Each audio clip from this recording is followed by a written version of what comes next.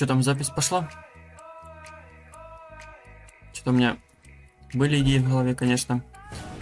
Но я решил все-таки сделать. Запишу для вас небольшой гайд для новичков.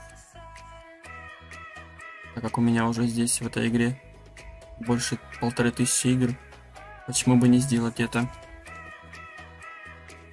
Тем более, многие игроки задаются вопросами, зачем ты то покупаешь, почему это, как это работает. Попытаюсь объяснить, какие предметы собрать. Так, что нам нужно? Ну, вообще это демо, как бы. Здесь ничего такого.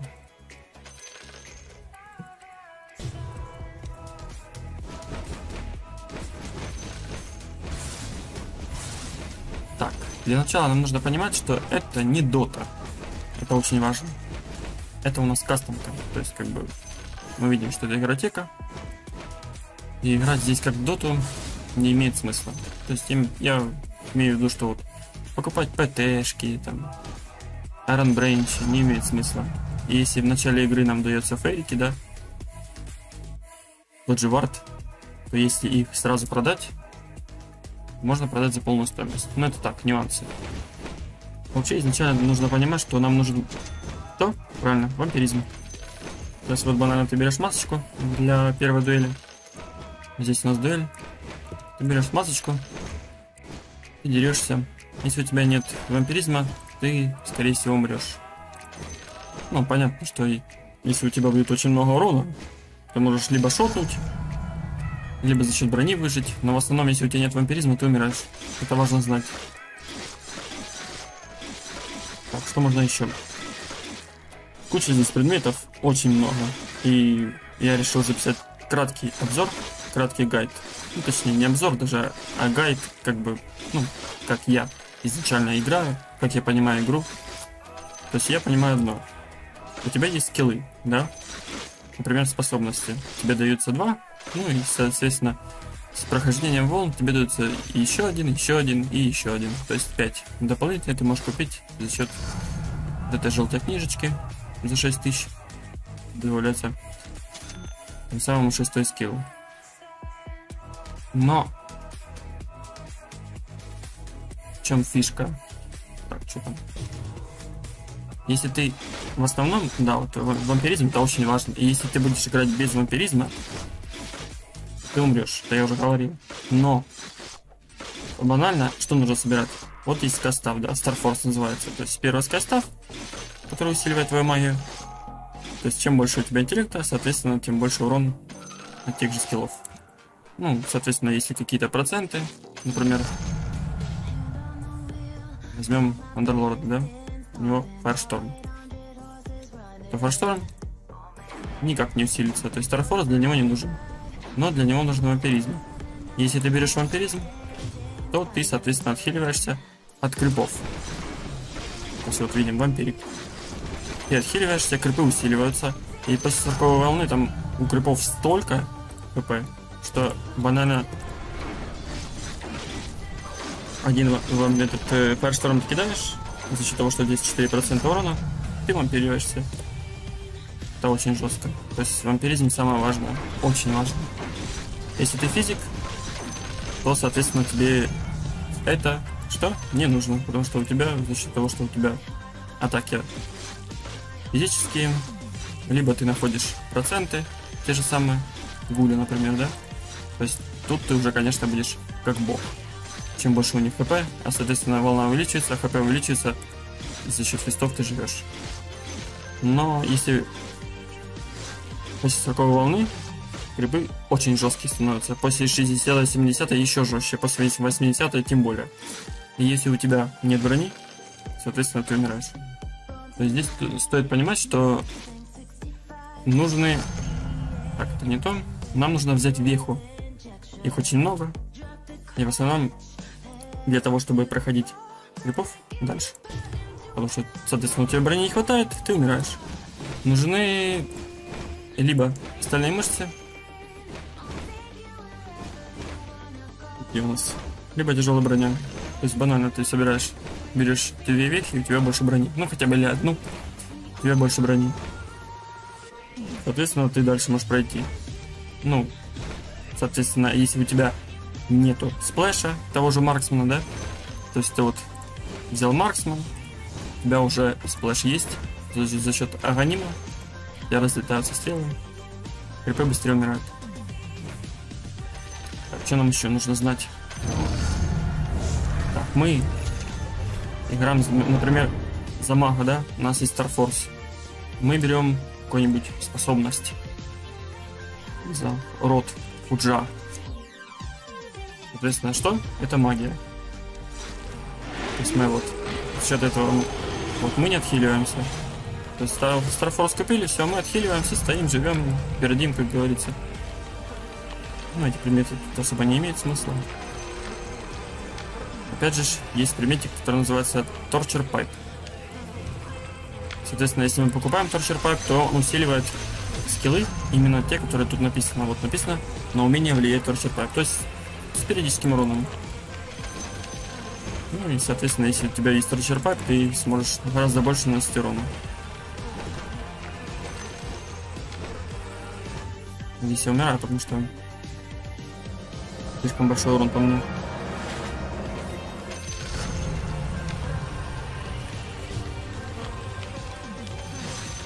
Здесь очень важно. Это самый важный фактор в начале игры покупать либо маску, если ты физик, либо тоже шраут. Ну, я имею в виду этот шраут, который, соответственно, дальше идет в Старфорс, Skystar.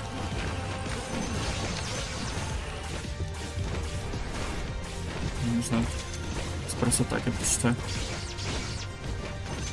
Уже довольно сильно проседаю, почему-то 12-я волна, я так проседаю. Беру, пожалуй, возьму марксмен для того, чтобы хотя бы проходить крипов, чтобы легче было.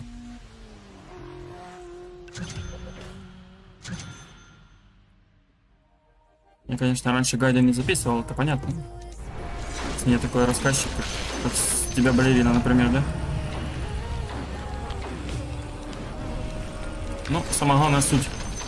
Понять суть. То есть это не дота. Если ты пытаешься играть как в доту, ты далеко не пройдешь. Опять же, стоит понимать, что здесь еще есть вехи, то есть перки с врожденной способностью. Если ты будешь, например, проходить магом, Long Soul имеет смысл очень сильно, потому что он уменьшает на 50%. Tinkerer очень сильный, потому что он усиливает твой нейтральный предмет на 110%. Это очень сильно. Если ты будешь играть через дуэлиста, это хорошая тактика для танков. То есть, если ты играешь через танка, ты зашел, например, Марсом, Бест, Буларк, ты можешь спокойно стоять. За счет чего? За счет того, что у тебя дуэлист, например, дает 15, Буларк дает 80, ну, я имею в виду, если ты на максимум. Потому что у него там в талантах еще плюс 10%. И все, ты становишься буквально неуязвимым именно физическому сопротивлению. У нас еще интересненько. Маньякан у нас усиливает интеллект на 1. То есть становится, если ты, например, ловкач или силовик, ты становишься героем интеллекта, и твои способности увеличивают радиус, короче, на 25%. Я на фулл соберусь. У нас еще есть такой Бодис Бумстик. То есть Бодис Бумстик, чем он хорош? Тем, что я, пожалуй, продам. Бодис Бумстик у нас добавляет сплэш. То есть, соответственно, если у меня не было марксмена, был бы фист, то я наносил бы больше урона соседним крипам. То есть здесь написано только для героев дальнего боя и наносит 80% атак противникам в радиусе 425 вокруг. Ну, это все просто, в принципе. Потому что на физиках, как бы, с одной стороны, вроде как легко играть. Если у тебя нет фиста и нет сплэша, то Бодис Бумстик берешь в начале игры и легче проходить те же самые волны. Потому что на 80% ты, как бы, другие цели задеваешь, и они, соответственно, умирают. Что тут еще важно знать? За броню я сказал. За Шиву. То есть Шива — это как бы очень важный предмет, потому что Шива дает и замедление, и броню. На магах оно как бы интеллект тебе увеличивает. То есть это важно. То есть как бы вот у меня уже full набор того, что я как бы вижу. То есть это можно съесть, собрать сало и все, вот full набор. То есть в основном, если ты играешь через физика, то скайстаф обычно не нужен. Ну, если у тебя есть, например, какой-нибудь там Arctic Burn, где у нас Виверна. Arctic Burn, он будет наносить урон в процентах, тем самым отхиливать тебя за счет того, что у тебя есть Star Force, потому что он тебя хилит от нанесенного тобой урона. Но если Star Force не собираешь, а тебе выпадает Arctic Burn, то ты наносишь те же самые проценты, но при этом не отхиливаешься вообще. Здесь, конечно, в плане физики самое лучшее это, если у тебя есть Marksmanship, то фист лучше. Если у тебя есть, например, Blood Rage, он чем хуже? Например, вот я прохожу там, например, 90-ю волну, у меня есть Blood Rage, и у меня нет сплэша, например, Marksman, да, у меня нету его, то есть мне он не выпал, увы, но у меня есть Blood Rage, и за счет Бетис Бомсик я не буду наносить другим целям сплэш, а если у меня есть фист и есть Marksman, то сплэш будет разлетаться гораздо лучше. И я могу собрать, ну это отдельно для таких продвинутых. То есть я могу собрать 6 таких штук. И за счет того, что я буду наносить урон фистом другим целям дополнительно гораздо больше урона. То есть фист в этом плане очень хорош. Он лучше, чем Blood Rage. Его и накидывать не надо, потому что это как бы пассивное.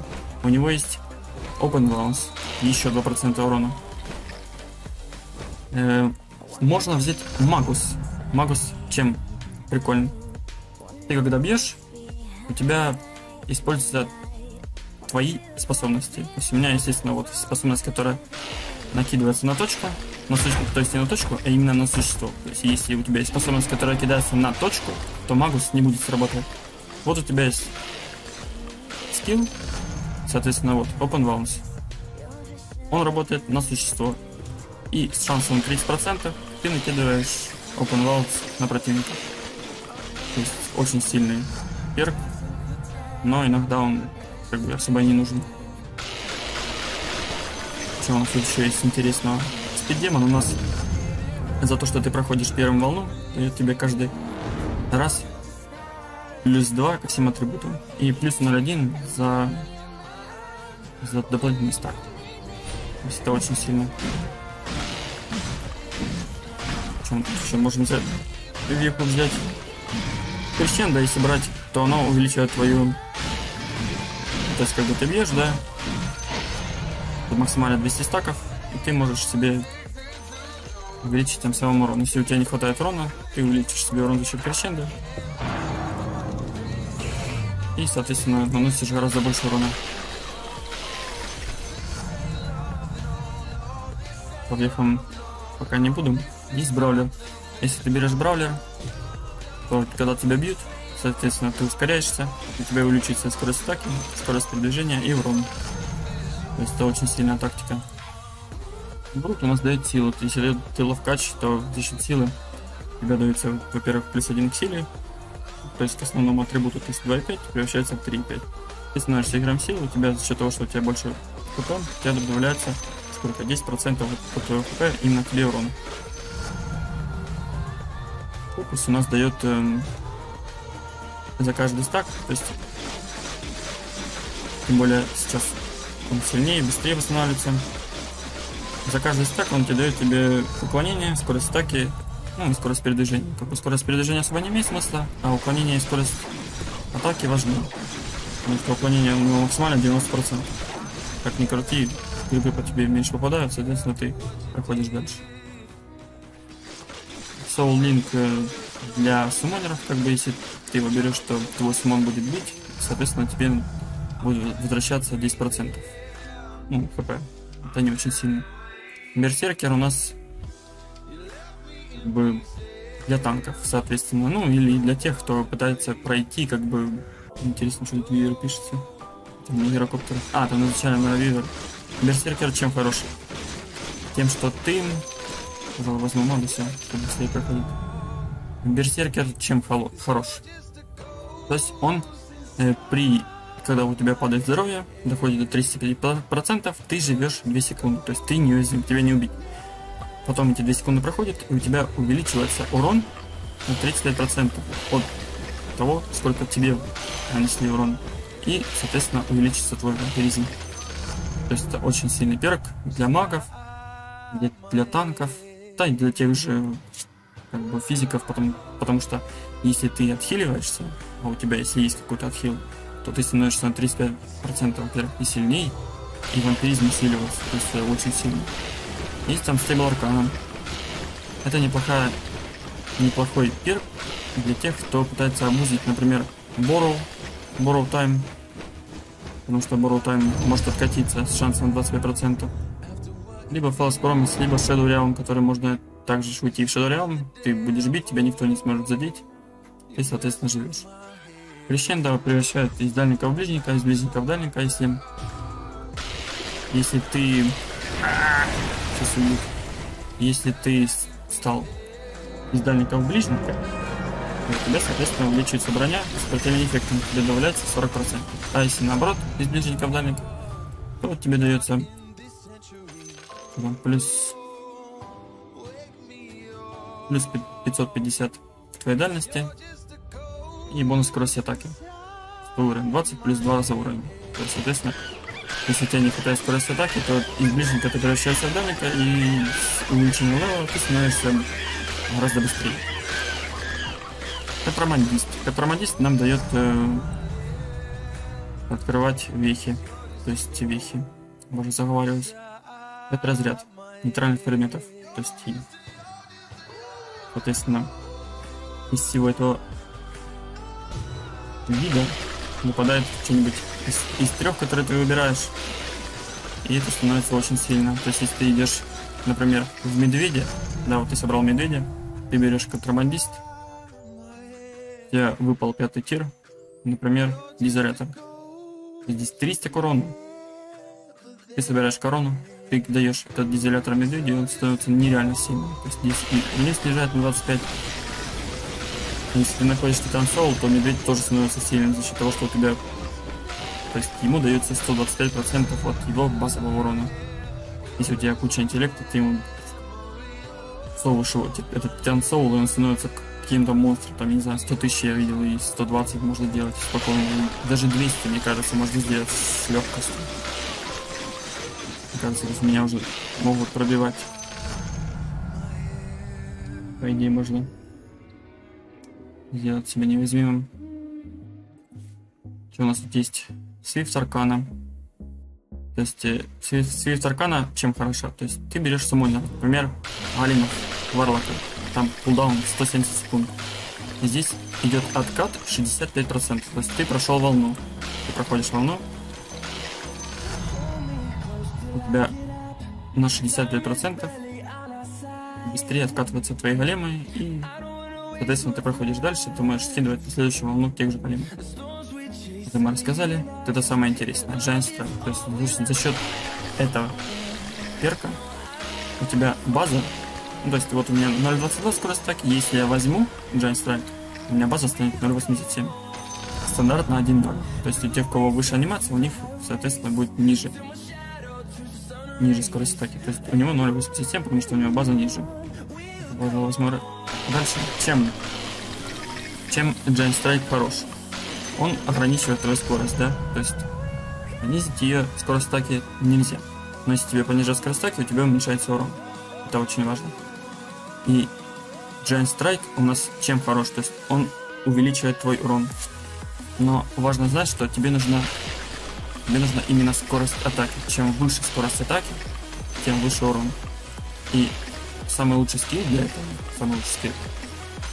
именно в начале игры. Потому что раньше такого не было, когда вышла Марси, за счет Англиша и за счет Giant Strike ты можешь просто выносить, потому что даже первое левела Unleash дает очень много скорости атаки, соответственно, если у тебя есть Giant Strike, у тебя увеличивается урон просто в небеса. Можно в начале игры иметь 4000 урона и шот от любого. Короче, Giant Strike для тех, кто любит пообузить урон. То есть ты берешь себе Giant Strike, увеличиваешь скорость стаки, добавляешь себе какие-нибудь предметы, тот же фист. У тебя урон увеличивается колоссально, да, конечно, скорость стаки фигня, но если у тебя, например, с руки 50 тысяч урона, ты любого шотаешь, то почему бы и нет. Гарант Либрари я обычно не обужу, потому что это чушь, он как бы добавляет тебе при выборе скиллов, то есть тут дается скиллы тебе на выбор, и если ты берешь первый Гарант Либрари, тебе просто добавляется плюс 4 варианта скилла. То есть как бы это в том плане, если ты хочешь найти то, что тебе вот реально нужно. Ну, как бы не особо имеет смысла. Не имеет смысла. Последняя аркана у нас чем хороша? Если ты берешь какую-нибудь магию, она увеличивает до максимума 75% именно сопротивление. То есть не увеличивает, а стаки за каждый стак дает 5% снижает у противника сопротивление магии. То есть у тебя магия, да? Вот ты стоишь. Рот каждую секунду носит урон. И если ты берешь последнюю аркану, на противника работает этот эффект, и у них, соответственно, снижается. Как мы видим, сопротивление магии снижается и становится вот минус 24%. Здесь, конечно, крипы уже сильные, потому что у них сопротивление магии высокое. Сейчас уберу. У них сопротивление магии сколько? 29%. То есть сканер аркана хороша для тех именно скиллов, которые наносят периодический урон. Рот, например, пульс Нова, Blood Mist, пассивка Аганима, пассивка Bloodseeker, которая покупается с Аганимом. И, соответственно, если ты уменьшаешь сопротивление магии, ты наносишь за счет магии, ты наносишь огромный урон. Нимбл чем хорош? Он превращает твоего героя в героя ловкача. При этом добавляет тебе ловкость плюс 1.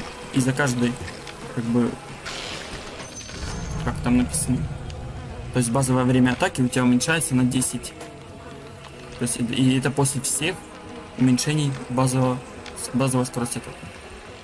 То есть ты становишься гораздо быстрее. Ну, естественно, ты увеличишь себе ловкость. Если ты становишься героем ловкости. То есть ты можешь взять Фуриона, он герой интеллекта. Ты можешь взять Нимбл. При этом ты можешь найти Essence Shift. То есть ты стал ловкачом, ты нашел Essence Shift. И, соответственно, у тебя увеличится база. Все просто. Капиталист раньше был, кстати, сильнее. Капиталист у нас увеличивает золото. Это для тех, кто хочет пообузить золото. То есть он дает 5% от текущего раунда. То есть у тебя имеется, например, 1000 золота, да? И раунд следующий начался. Тебе в начале каждого раунда дается 5% от твоего баланса.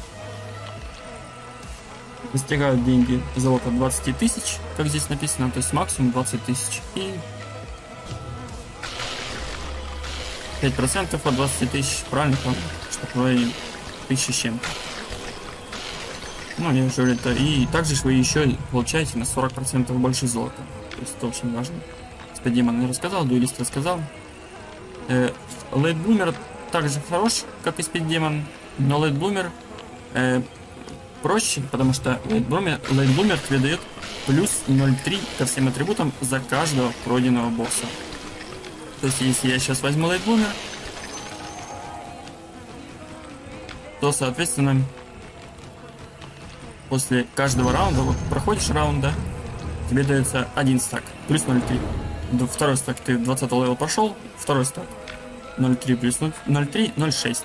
Ну, у меня 6 стаков, плюс 1,8 ко всем атрибутам. То есть все атрибуты увеличены на 1,8. То есть, соответственно, 2,5 плюс 1,8, 3,3 плюс 1,8 и 2,4 плюс 1,8. Ты становишься как бы очень сильным. Это очень хорошая тактика именно для тех, кто играет через статы. Например, для самоников. Это очень важно. Бонксо рассказал, Винер хорош, но если ты точно знаешь, что ты пройдешь дуэль, то есть после каждой выигранной дуэли у тебя увеличится твой исходящий урон на 8%. Очень сильно. Big Game Hunter тоже хорош. Некоторые, кстати, не понимают, как работает Big Game Hunter.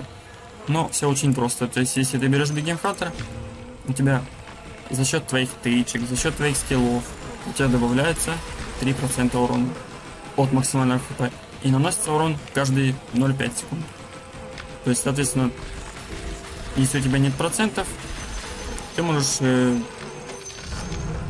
тебе будет проще пройти того же босса, потому что здесь за счет твоих атак у тебя будет увеличиться урон на 3% именно твоих атак.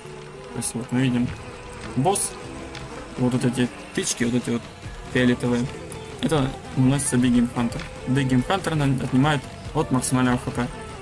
И не важно, сколько у него хп, будет 3%, и это очень сильно, даже сильнее, чем фист. Что там еще интересного есть? Блицстрайк тоже очень классный перк. То есть он, если у героя или противника, ну, крипа, здоровье выше 85%, это очень важно, то ты наносишь первой тычкой 500% крит. 500%. А если ниже, то уже все. Как говорится, угу. Сейчас мы увидим. Бум. Криты прошли, и все. То есть для тех же магов хорошая тактика через палец Леона, например. Через Fan of Knives, когда ты собираешь шард. Через криты фантомки. Это очень сильная тактика. Потому что там 16% чистого урона. Здесь 500. И можно буквально шотать. Если взять ту же ту же веху. Например, лучший вех это чистое колдовство. Чистое колдовство работает идеально с блицстрайком. Это очень хорошо. Потому что здесь 500% и, соответственно, 30% сверху. И можно буквально шотать. Пинстрайк тоже классный перк, но это для тех, кто реально хочет бить с руки, потому что он добавляет двойную тычку. То есть 30% шанс атаковать еще раз. Ну, пассивка веера, но тем самым 30% без кулдауна она может сработать 3 раза, может 1 раз сработать, она может и даже 5 раз сработать. Рент очень классный перк для тех, кто хочет проходить волны физикой, потому что он за каждый стак уменьшает броню на 1.75. То есть мы видим, очень сильно снижается броня. Соответственно, если ты снижаешь криту броню, он становится слабее, и ты гораздо сильнее пробиваешь за счет того же фиста. Это очень сильно. Моментум чем хорош? Тем, что ты проходишь дуэль, если ты выиграл, то тебе дается увеличивает ваш основной атрибут на 4, а остальные на 1. То есть это сильно, но если ты его проиграл, то стаки сбиваются и уже не имеет особого смысла. Хиллер это перк, он увеличивает твой реген на 60% и дарует тебе регенерацию ровно 1% от максимального значения. То есть ты становишься жирная тварь. То есть если у тебя много хп, у тебя увеличится реген, тебя практически не пробить бывает, если, например, если тебя пытаются нанести какой-то маленький урон, и тем самым они тебя не пробивают, у тебя жизнь хилится 1000, даже 1500. Как тебя пробить? Никак. Аганим вообще бессмысленный здесь перк, он добавляет тебе плюс 20 ко всем атрибутам. Ну, он просто дает тебе шард и аганим. То есть, тем самым дает возможность просто не покупать аганим и шард. Я никогда не беру этот перк, он бессмысленный. Так, Magical Constitution. Тоже классный перк.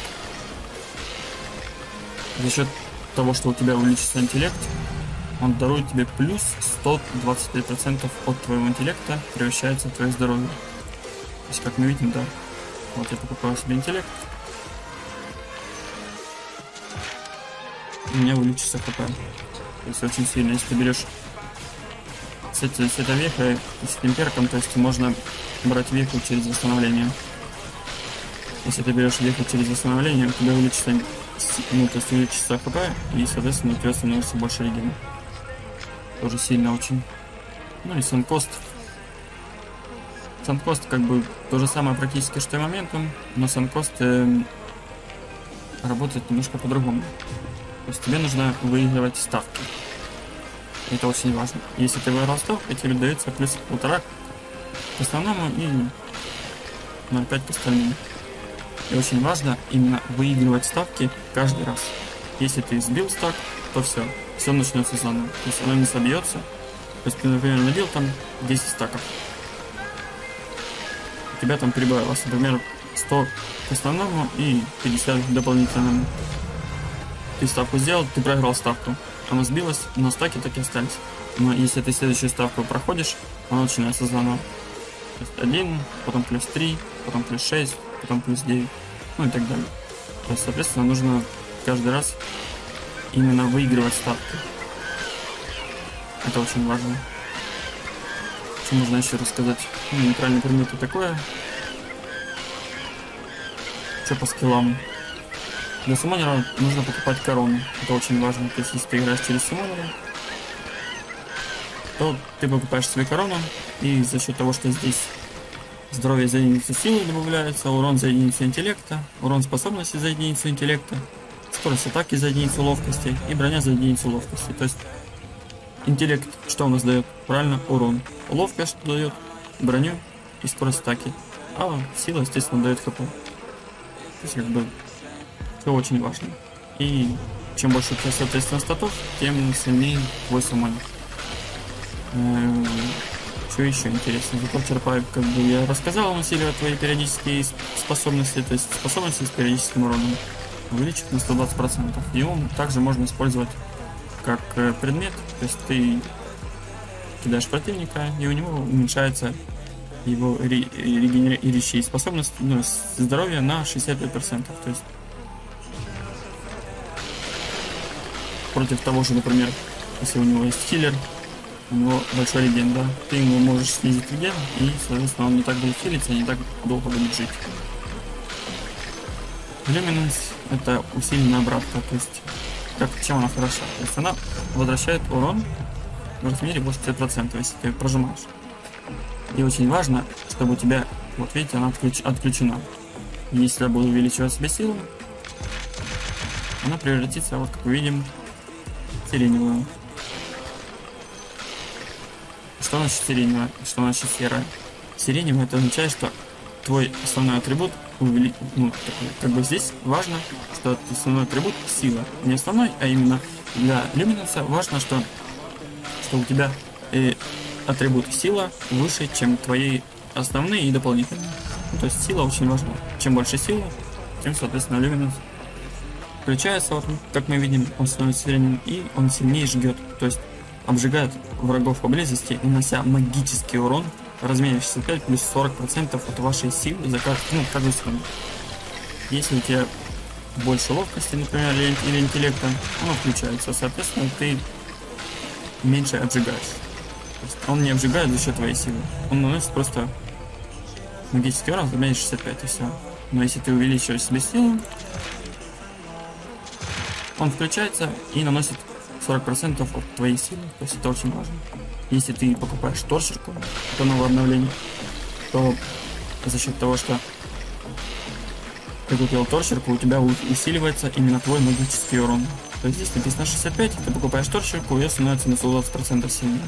То есть как бы это тоже сильно. Что еще нужно знать?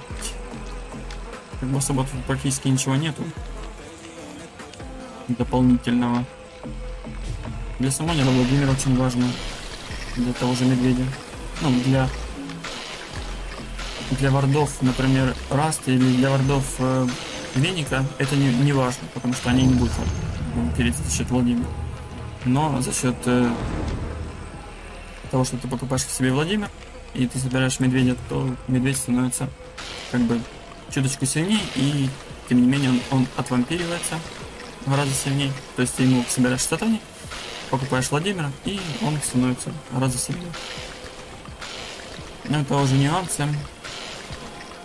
Может быть, как-нибудь, если будут вопросы, то порассказываю. Что еще важно? Если ты покупаешь себе Veil в Discord, тоже неплохой. Я как бы особо его раньше не обузил. сейчас сам начал абузить неплохой предмет. То есть он усиливает твои способности на 18% любые. То есть Иллюминанс будет сильнее прожигать, Фаершторм будет больше урона наносить, Фист, любые способности будут на 18% больше урона наносить. То есть это очень сильно. Как бы здесь, мне кажется, основное, что по идее рассказал. Я думаю, что если... А в любом случае у людей будут вопросы, это я уверен, 100%, потому что это как бы мой первый гайд. Как бы я раньше вообще ничего не делал. Я просто записывал ролики, и тем не менее я вообще не говорил, рот не открывал. Для меня рот открывать это уже подвиг. То есть я особо не люблю разговаривать вообще. То есть, как бы я даже иногда не понимаю людей, тех, которые бывают говорят, и зачем ты говоришь, типа такого.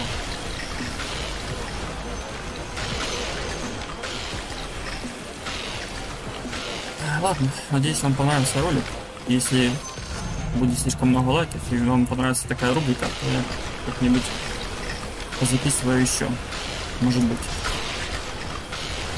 Кто-то меня должны уже убить, походу. Сейчас отключу неизвестность. Не, живу еще. Не понял. Здесь, мне кажется, уже умру. Ладно, пожалуй, на этой ноте мы закончим. Обязательно подписывайтесь на канал, потому что для меня это очень важно. То есть, как бы я стараюсь именно для вас.